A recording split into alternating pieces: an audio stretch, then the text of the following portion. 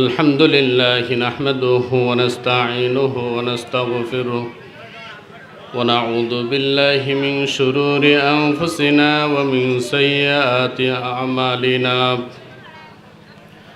من يهده الله فلا مضل له ومن يضلله فلا هادي له ونشهد أن لا إله إلا الله وحده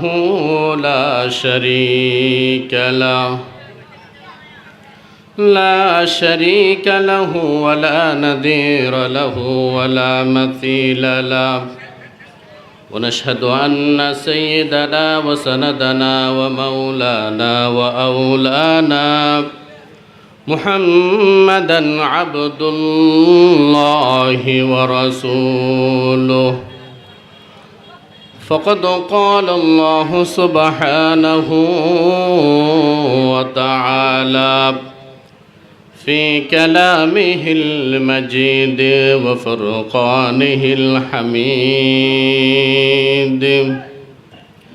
أعوذ بالله من الشيطان الرجيم بسم الله الرحمن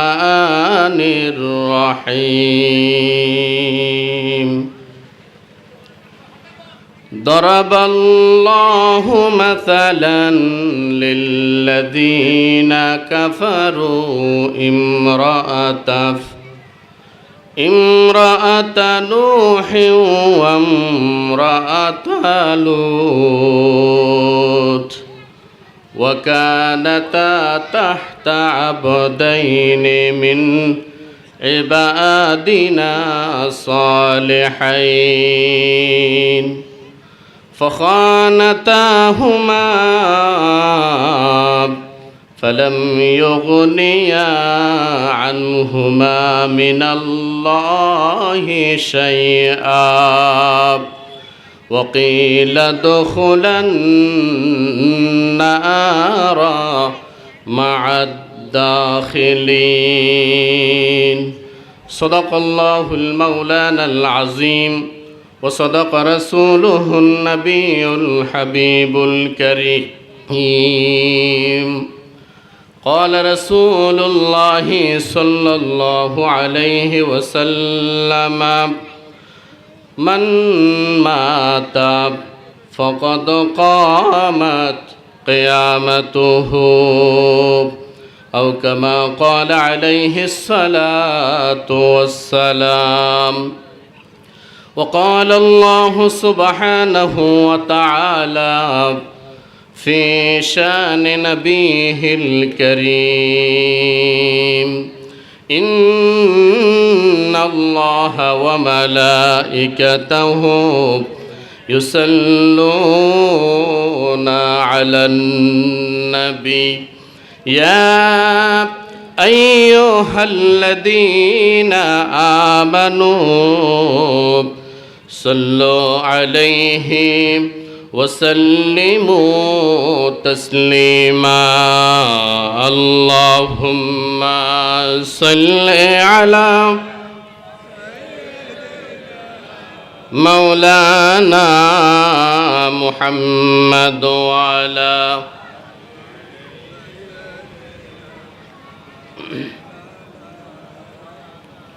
दुर्फशानी ने तेरे कतरों को दरिया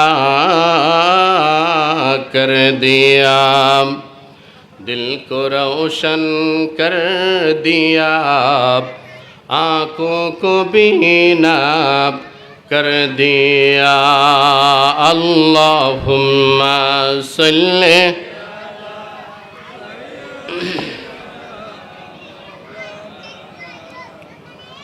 وعلى آل سيدنا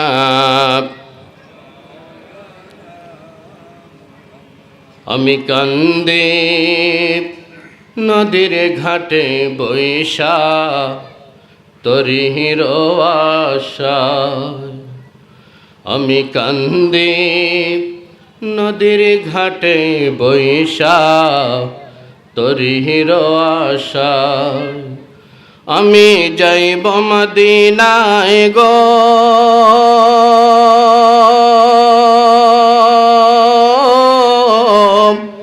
সোনার মদিনা আমি কান্দি নদীর ঘাটে বৈশা তরিহির আশায় আল্লাহুম্মা সাল্লি মাওলানা মুহাম্মদ ওয়া আলা আলি সাইয়্যিদিনা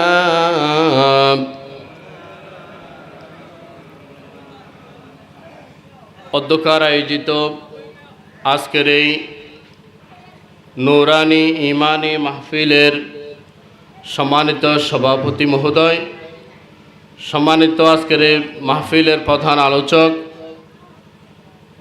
বিশেষ ওয়াইজ প্রধান আলোচক, বন্ধুবর সুদূর বগুড়া থেকে আগত জনাব হযরতুল আল্লামা মাওলানা আশফাকুর রহমান সাহেব, উপস্থিত হযরত উলামায়ে কিরাম, সম্মানিত আমার পর্দানসীন মা ও বোনেরা, যুবক, তরুণ, কিশোর, শ্রমিক, কৃষক, শ্রমিক, সর্বস্তরের উপস্থিতি, আসসালামু আলাইকুম ওয়া রাহমাতুল্লাহি ওয়া বারাকাতুহু।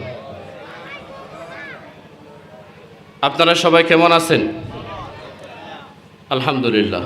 আল্লাহ পাক রব্বুল আলামিন আমাদেরকে আজকে যেভাবে আমরা একটা মাহফিলে বসেছি সেভাবে যাতে আমরা জান্নাতেও বসতে পারি, সেই জন্য আল্লাহর দরবারে দোয়া করি, বলি আমিন।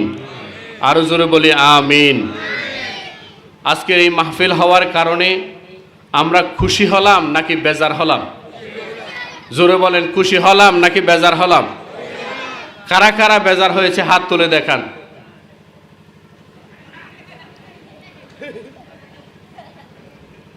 না, বেজার হলে তো উনি মাহফিলে আসতেন না, অবশ্যই খুশি হয়েছে, কথা বুঝতে পারে নাই। আল্লাহ পাক রব্বুল আলামিন আমাদের সকলকে কবুল করুন, সবাই বলেন আমিন।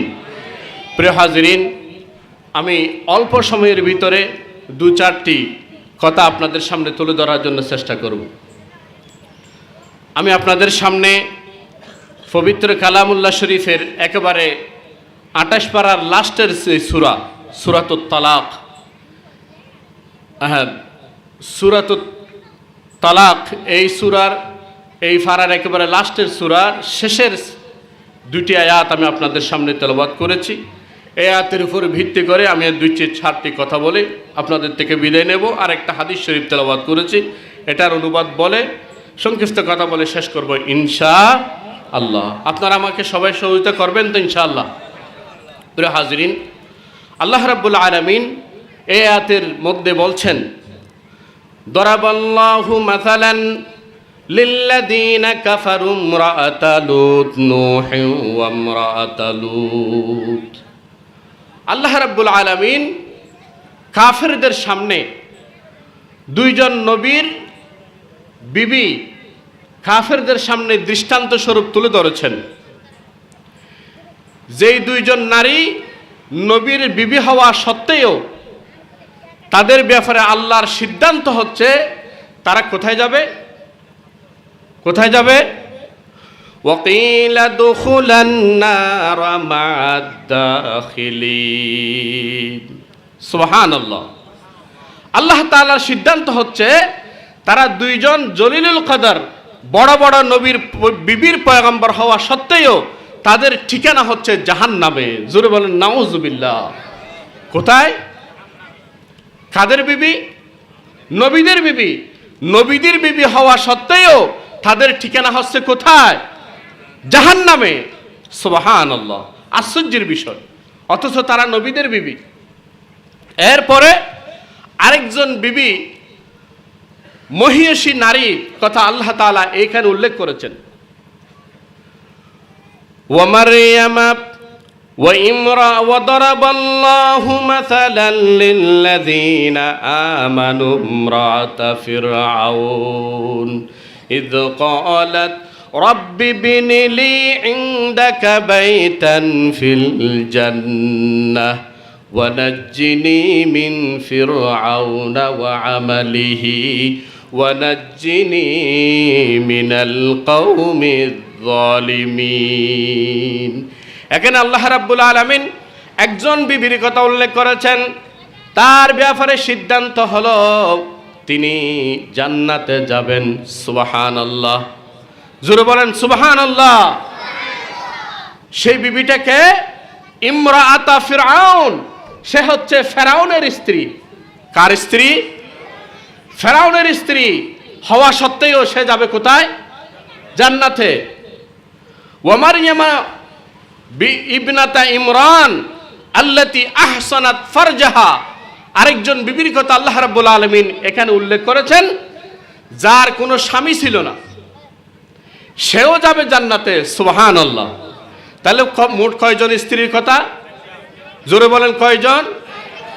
দুইজন বিবি, দুইজন মহিলা, দুইজন স্ত্রী। নবীর বিবি হওয়ার পরেও তারা যাবে কোথায়? জাহান্নামে। আরেকজন কাফেরের স্ত্রী হওয়া সত্ত্বেও সে যাবে কোথায়? জান্নাতে। সুবহানাল্লাহ। আরেকজন স্ত্রীর কথা আল্লাহ রাব্বুল আলামিন স্পেশাল করে উল্লেখ করেছেন, সেই স্ত্রীটা যাবে কোথায়? সেও জান্নাতে যাবে, কিন্তু তার কোনো স্বামী ছিল না, অথচ তার একজন সন্তান হয়েছিল। তার কি আছে? সন্তান আছে, কিন্তু তার কোনো স্বামী নাই। আল্লাহু আকবার বলেন। তাহলে স্বামী ছাড়াইও সন্তান হতে পারে নাকি পারে না? পারে নাকি পারে না? আমাদের সমাজের নিয়ম হচ্ছে স্বামী ছাড়া সন্তান হতে পারে। জোরে বলেন পারে। যদি স্বামী ছাড়া যদি সন্তান হয়, তাহলে তাকে আমাদের সমাজ গ্রহণ করে না, যারও সন্তান বলে। ঠিক কিনা বলেন? আরো জোরে বলেন ঠিক কিনা? কিন্তু আমার আল্লাহ তার কুদরত প্রকাশ করেছেন যে আমি আল্লাহ চাইলে স্বামী ছাড়াইও সন্তান দিতে, বৈধ সন্তান দুনিয়াতে দিতে পারি নাকি পারি না? পারেন। যেমন তিনি যেই সন্তান হয়েছেন, হযরতে মারিয়াম আলাইহিস সালাতু ওয়াস সালামের পক্ষ থেকে যেই সন্তান দুনিয়াতে এসেছেন, সেই সন্তান যেমন তেমন কোনো সন্তান নয়। জলিলুল কদর একজন পয়গম্বর, যার নাম হচ্ছে হযরতে ঈসা আলাইহিস সালাতু ওয়াস সালাম। জোরে বলেন আল্লাহু আকবার। আরো জোরে বলেন আল্লাহু আকবার। ভাইয়ের আমার, বন্ধুরা আমার, কোরআনে কারীমের ভেতরে এসেছে এই দুইজন নবীর বিবি হওয়ার কারণ সত্ত্বেও জাহান্নামে যাবে কেন? আল্লাহ তাআলা এই আয়াতের ভিতরে পরের অংশে বলে দিয়েছেন তারা জাহান্নামে যাবে কেন। জাহান্নামে যাওয়ার কারণ হচ্ছে ফাখানাতা হুমা ফালাম ইউগনিয়া আনহুমা মিনাল্লাহি শাইআ। তারা জাহান্নামে যাওয়ার কারণ হচ্ছে তারা আল্লাহ রাব্বুল আলামিনের খিয়ানত করেছিল। আল্লাহ রাব্বুল আলামিন তাদের উপরে যে আমানতগুলো রেখেছিলেন, সে আমানতগুলোর খিয়ানত করেছে তারা। এই কারণে নবীর বিবি হওয়ার সত্ত্বেও নবীরা তাদেরকে জাহান্নাম ঠেকাইতে পারে নাই, জাহান্নাম থেকে তাদেরকে বাঁচাইতে পারে নাই। নবীর বিবি হওয়া পর সত্ত্বেও তাদেরকে যেতে হবে কোথায়? জোরে বলেন কোথায়? তার কারণ কি? তার একমাত্র কারণ হচ্ছে তাদের আমল। তার কারণ কি? তাদের আমল। আর ফেরাউনের স্ত্রী আসিয়া রাদিয়াল্লাহু তাআলা আনহা যাবে কোথায়? জান্নাতে যাবে। কেন যাবে? অথচ তার স্বামী জাহান্নামী, তার স্বামী কাফের। স্বামী কাফের, কাফের স্বামীর ঘরে লালন পালন তারপরেও সে যাবে জান্নাতে। সুবহানাল্লাহ। আমার আল্লাহ তাআলা ফয়সালা দিয়েছেন, ও মারইয়াম তোমার ঠিকানা হবে জান্নাতে। জান্নাতে শুধু তাই নয়, হযরতে মারইয়াম আলাইহিস সালাতু ওয়াস সালাম যখন দুনিয়া থেকে বিদায় নেওয়ার একেবারে অন্তিম মুহূর্তে চলে এসেছে, দুনিয়া থেকে বিদায় নেবেন, ঠিক সেই সময়ে হযরতে মারিয়াম হযরতে মারিয়াম আসিয়া রাদিয়াল্লাহু তাআলা আনহা আল্লাহকে বলেন, ও আল্লাহ, আমি কি কোন অপরাধ করেছি?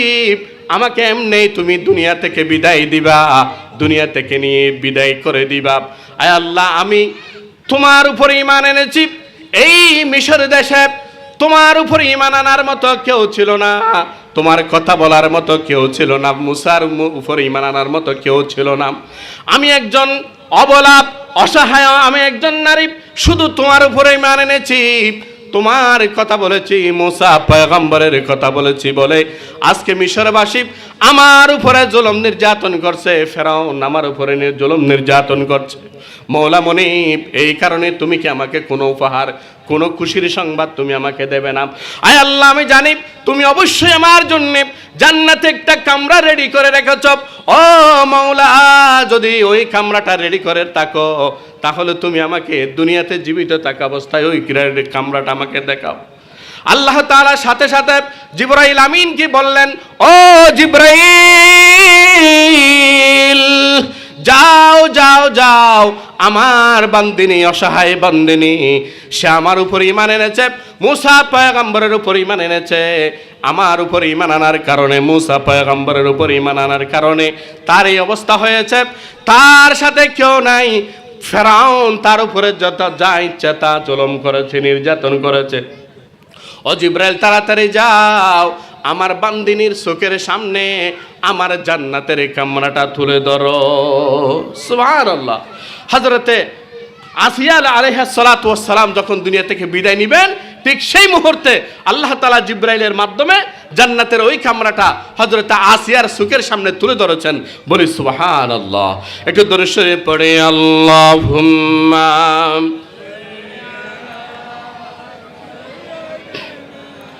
মাওলানা মুহাম্মদ ওয়া আলা আলি সাইয়্যিদিনা। তাহলে বাবা যারা এবার আপনারা বলেন, আসিয়া কার বাড়িতে লালন পালন? ফেরাউনের কাফেরের বাড়িতে। আর নূহ আলাইহিস সালামের বিবি এবং লূত পয়গম্বরের বিবি, এই দুইজন পয়গম্বরের বিবি, এরা পয়গম্বরের বাড়িতে লালন পালন, কিন্তু যাবে কোথায়? জাহান্নামে। আর আসিয়া যাবে কোথায়?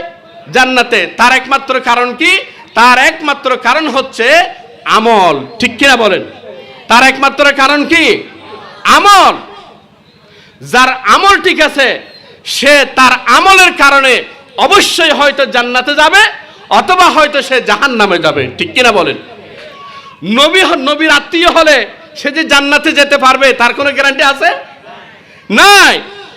কোন সাহাবার আত্মীয় হলে, কোন পীর বুজুর্গের আত্মীয় হলে, কোন আলেম ওলামার আত্মীয় হলে আত্মীয়তার কারণে জান্নাতে যেতে পারবে, এইরকম কোন কথা কোরআন হাদিসের কোথাও আছে? না। আবার কোন মানুষ যদি কাফেরের আত্মীয় হয়, কোন মানুষ যদি আবুল আহাবের আত্মীয় হয়, সে যে জাহান্নামে যাবে তার কোনো গ্যারান্টি আছে? না।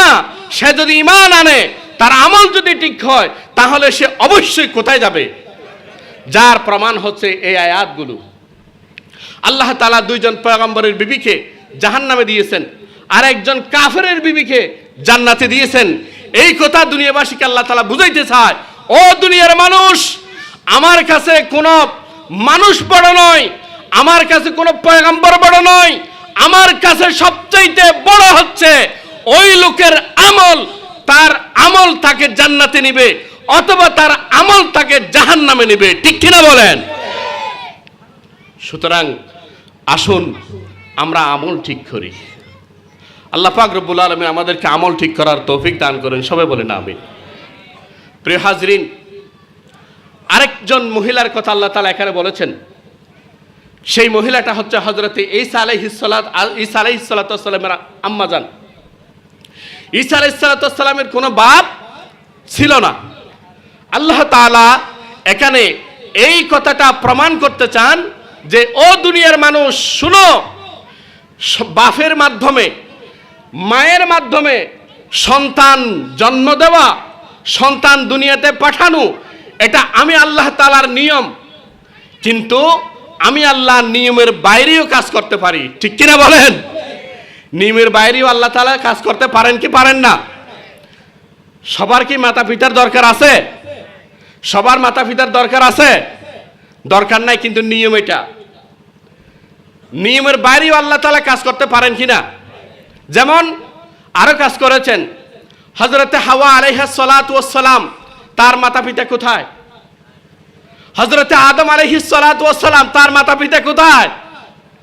তাহলে বোঝা যায় আমরা যে আল্লাহকে মানি সে আল্লাহ এমন আল্লাহ যিনি নিয়মের ভিতরেও কাজ করতে পারেন, আবার নিয়মের বাইরে গিয়েও কাজ করতে পারেন। এই দুই নিয়মের ক্ষমতা যার হাতে আছে তিনি হচ্ছেন আল্লাহ। তিনি কে? তিনি আর কেউ নয়, তিনি হচ্ছে আমাদের মাওলা, সর্বময় ক্ষমতার মালিক। আল্লাহু লা ইলাহা ইল্লা হুয়াল হাইয়ুল কাইয়্যুম লা তাখুযুহু সিনাতুন ওয়ালা নাওম লাহু মা ফিস সামাওয়াতি ওয়া মা ফিল আরদি। এই সবগুলো গুণ আমার আল্লাহর। সেই আল্লাহর বান্দা আমরা খুশি না নাকি বেজার? খুশি না নাকি বেজার? প্রিয় হাজিরিন, একটু দরুদ শরীফ পড়ে আল্লাহুম্মা সাল্লি। আমি আমার ভাইয়ের যারা দাঁড়িয়ে আছেন একটু বসে যাই, মাহফিলের সৌন্দর্য রক্ষার্থে আপনাদের কাছে অনুরোধ রাখবো আমরা বসে যাই। দরুদ শরীফ পড়ে আল্লাহুম্মা সাল্লি আলা সাইয়্যিদিনা মাওলানা মুহাম্মদ ওয়া আলা মাওলানা মুহাম্মদ। আল্লাহুম্মা সাল্লি সাইয়্যিদিনা মাওলানা মুহাম্মদ ওয়া আলা মাওলানা। আপনাদের সামনে আলহামদুলিল্লাহ আমাদের কক্সবাজারের কৃতি সন্তান, আজকের মাহফিলের বিশেষ আয়োজক, বিশেষ আলোচক, বিশেষ মুফাসসির আপনাদের সামনে উপস্থিত হয়েছেন। আমি একটা হাদিস আপনাদের সামনে তেলাওয়াত করেছিলাম, সেই হাদিসটার কথা বলেই শেষ করে দিচ্ছি। আল্লাহ রাসূল বলেছেন, মান মাতা ফাকাদ কামাত কিয়ামাতুহু। যে ব্যক্তি মারা যাবে, যখন থেকে মারা যাবে তার কিয়ামত তখন থেকে শুরু হবে। এই হাদিসের অর্থ, যে মানুষ যখন থেকে মারা যাবে তার কিয়ামত কখন থেকে শুরু হবে। আমরা তো অনেকে মনে করি কিয়ামত কখন হবে, আমার থেকে তো অনেক বছর হাসরের কবরের ভিতরে থাকতে হবে, কারণ কখন কিয়ামত হবে।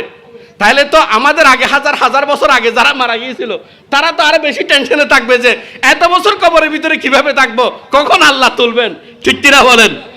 না, কিয়ামত তখন হবে না। কিয়ামত এটা বড় কিয়ামত, ছোট কিয়ামত যেই লোক যখন মারা যায় তখন থেকেই তার কিয়ামত শুরু। জোরে বলেন সুবহানাল্লাহ। মান মাতা ফাকাদ কামাত কিয়ামাতুহু। যে ব্যক্তি মারা যাবে, যখন থেকে মারা যাবে তার কিয়ামত তখন থেকে শুরু হবে। এই হাদিসের অর্থ, যে মানুষ যখন থেকে মারা যাবে তার কিয়ামত কখন থেকে শুরু হবে। আমরা তো অনেকে মনে করি কিয়ামত কখন হবে, আমার থেকে তো অনেক বছর হাসরের কবরের ভিতরে থাকতে হবে, কারণ কখন কিয়ামত হবে। তাহলে তো আমাদের আগে হাজার হাজার বছর আগে যারা মারা গিয়েছিল তারা তো আরো বেশি টেনশনে থাকবে যে এত বছর কবরের ভিতরে কিভাবে থাকবো, কখন আল্লাহ তুলবেন, ঠিক কিনা বলেন? না, কিয়ামত তখন হবে না। কিয়ামত এটা বড় কিয়ামত, ছোট কিয়ামত যেই লোক যখন মারা যায় তখন থেকেই তার কিয়ামত শুরু। জোরে বলেন সুবহানাল্লাহ। যেমন তার প্রমাণ দেখেন, হযরত উমর রাদিয়াল্লাহু তাআলা আনহুর নাম আপনারা শুনেছেন না? হযরত উমর রাদিয়াল্লাহু তাআলা আনহু কেমন মানুষ? যেই পথে হযরত উমর চলেছেন সেই পথে 40 দিন পর্যন্ত শয়তান উকি মেরেও তাকাইতেন না, দেখতেন না। তার নাম হচ্ছে হযরত উমর, ঠিক কিনা? হযরত উমর রাদিয়াল্লাহু তাআলা আনহু ইন্তেকাল করেছেন। কবরের মধ্যে ফেরেশতারা আসবে নাকি আসবে না? মান মাতা ফাকাদ কামাত কিয়ামাতুহু। যে ব্যক্তি মারা যাবে, যখন থেকে মারা যাবে তার কিয়ামত তখন থেকে শুরু হবে। এ হাদিসের অর্থ। যে মানুষ যখন থেকে মারা যাবে তার কিয়ামত কখন থেকে শুরু হবে? আমরা তো অনেকে মনে করি কিয়ামত কখন হবে, আমার থেকে তো অনেক বছর হাসরের কবরের ভিতরে থাকতে হবে, কারণ কখন কিয়ামত হবে। তাহলে তো আমাদের আগে হাজার হাজার বছর আগে যারা মারা গিয়েছিল তারা তো আরো বেশি টেনশনে থাকবে যে এত বছর কবরের ভিতরে কিভাবে থাকবো, কখন আল্লাহ তুলবেন। ঠিক কিনা বলেন? না, কিয়ামত তখন হবে না। কিয়ামত এটা বড় কিয়ামত, ছোট কিয়ামত যেই লোক যখন মারা যায় তখন থেকেই তার কিয়ামত শুরু। জোরে বলেন সুবহানাল্লাহ। যেমন তার প্রমাণ দেখেন, হযরত উমর রাদিয়াল্লাহু তাআলা আনহুর নাম আপনারা শুনেছেন না? হযরত উমর রাদিয়াল্লাহু তাআলা আনহু কেমন মানুষ? যেই পথে হযরত উমর চলেছেন সেই পথে 40 দিন পর্যন্ত শয়তান উকি মেরেও তাকাইতেন না, দেখতেন না। তার নাম হচ্ছে হযরত উমর। ঠিক কি না? হযরত উমর রাদিয়াল্লাহু তাআলা আনহু ইন্তেকাল করেছেন। কবরের মধ্যে ফেরেশতারা আসবে না কি আসবে না? প্রশ্ন করবে কি করবে না? কবরে কয়টা প্রশ্ন? জোরে বলেন কয়টা? 3টা। তোমার রবকে? মান রব্বুকা, ওয়ামা দীনুকা, ওয়ামান নবিয়ুকা। ফেরেশতারা হযরত উমরকে জিজ্ঞাসা করে। হযরত উমর বলে যে আমি বলবো না, আগে তোমরা বলো। কুলা কাবলা কওলি, আমার বলার আগে তুমি বলো। তোমরা বলো যে তোমাদের রবকে, তোমাদের দিন কি, তোমাদের নবীর নাম কি। বলেন সুবহানাল্লাহ। কেমন মানুষ হযরত উমর। ফেরেশতারা একজন আরেকজনের দিকে তাকাইয়ে থাকে, বলে যে আল্লাহ কি উমরকে পাঠিয়েছে আমাদের থেকে প্রশ্ন করার জন্য, নাকি আমাদেরকে পাঠিয়েছে উমর থেকে প্রশ্ন করার জন্য? ব্যাপার কোনটা? এই কথাগুলো বলা বলি করতে না করতে আল্লাহর পয়গম্বর সরকারে দো আলম জনাবে মুহাম্মদুর রাসূলুল্লাহ, জোরে বলেন সাল্লাল্লাহু আলাইহি ওয়াসাল্লাম, ফেরেশতাদের দিকে তাকিয়ে বললেন, ও ফেরেশতারা, তোমরা যার থেকে নবীকে, দিনকে, রবকে জিজ্ঞাসা করতে এসেছো তার থেকে এগুলো প্রশ্ন করতে হবে না। তোমাদের চাইতে যার কাছে প্রশ্ন করার জন্য এসেছো, তোমাদের চাইতে তিনি বেশি জানে তোমাদের আল্লাহকে, রবকে, দিন কি, নবীকে, সেটা তিনি তোমাদের চাইতে আরো বেশি জানে। জোরে বলেন সুবহানাল্লাহ। সাক্ষী দিয়েছেন কে? সাক্ষী দিয়েছেন কে? স্বয়ং নবী উমরের ব্যাপারে সাক্ষী দিয়েছেন। আল্লাহু আকবার। ভাইয়ের আমার, বন্ধুরা আমার, মনোযোগ, গভীর মনোযোগ। হযরতে ফারুক আযম ওমর রাদিয়াল্লাহু তাআলা আনহু একে একে 7টা বছর হয়ে গেল কবরের ভিতরে। কয় বছর? জোরে বলেন কয় বছর? আরো জোরে বলেন কয় বছর? কবরের ভিতরে 7 বছর হয়ে গেল। 7 বছর যেই দিন ফুরালো, 7 বছর যেই দিন পুরিয়ে গেল, পরিপূর্ণ হয়ে গেল, শেষ হয়ে গেল, সেই দিন ফারুক আযম ওমর রাদিয়াল্লাহু তাআলা আনহু তার দুনিয়াতে বেঁচে থাকা এক বন্ধুকে সাক্ষাৎ দিল। তার বেঁচে থাকা এক বন্ধু, দুনিয়াতে বেঁচে থাকা এক বন্ধু হযরত উমরকে স্বপ্ন দেখে। ওই বন্ধু উমরকে বলে, ও খলিফাতুল মুসলিমিন, ও খলিফাতুল মুসলিমিন, আপনি তো আজকে দুনিয়া থেকে বিদায় হয়ে গেছেন, 7টা বছর হয়ে গেছে। আল্লাহ রাব্বুল আলামিন আপনার সাথে কোন ধরনের আচরণ করেছে, কোন ধরনের ব্যবহার করেছে কবরের ভিতরে আমাদেরকে একটু বলেন, আমি যাতে দুনিয়ার মানুষদেরকে বলতে পারি কবরের ভিতরে উমরের সাথে আল্লাহ এমন এমন আচরণ করেছে। দুনিয়ার বন্ধু হযরত উমরের কাছে প্রশ্ন করে, উমর, আপনার সাথে আল্লাহ তাআলা কবরের ভিতরে কি ধরনের আচরণ করেছে আমাদেরকে একটু বলুন।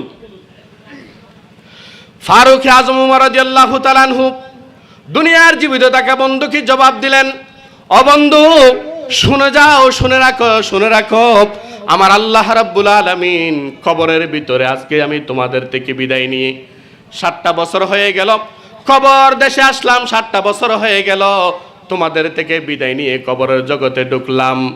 আল্লাহ তাআলা আমার সাথে এখনো পর্যন্ত ভালো মন্দ কোনো আচরণ করেন নাই, কোনো ব্যবহার করেন নাই। আমি যেই দিন কবরের ভিতরে এসেছিলাম, যেই দিন আমি কবরের ভিতরে এসেছিলাম তোমাদেরকে ছেড়ে, সেই দিন থেকে আমার দুনিয়ার জীবনের হিসাবে দেওয়া আরম্ভ করেছিলাম। হিসাব দিতে দিতে 7টা বছর হয়ে গেল, হিসাব শেষ হলো। এই মাত্র হিসাবে শেষ করে তুমি বন্ধুর সাথে যোগাযোগ করতে এসেছি। আল্লাহু আকবার। কয় বছর লাগছে হযরত উমরের দুনিয়ার জীবনের হিসাব দিতে? 7 বছর। এবার চিন্তা করেন আমাদের কত বছর লাগতে পারে। আমরা তো হযরত উমরের চাইতে ফাক্কা ইমানদার। হ্যাঁ নানাবাজি আর তো সময় বড় নলাইব। হযরত উমরের যদি 7 বছর লাগে আমাদের কত বছর লাগবে একটু চিন্তা করে দেখেন। সেই চিন্তায় রেখে আমি আপনাদের থেকে বিদায় নিচ্ছি। হাযা মা ইনদি ওয়াল ইলমু ইনদাল্লাহ। আসসালামু আলাইকুম ওয়া রাহমাতুল্লাহি ওয়া বারাকাতুহু।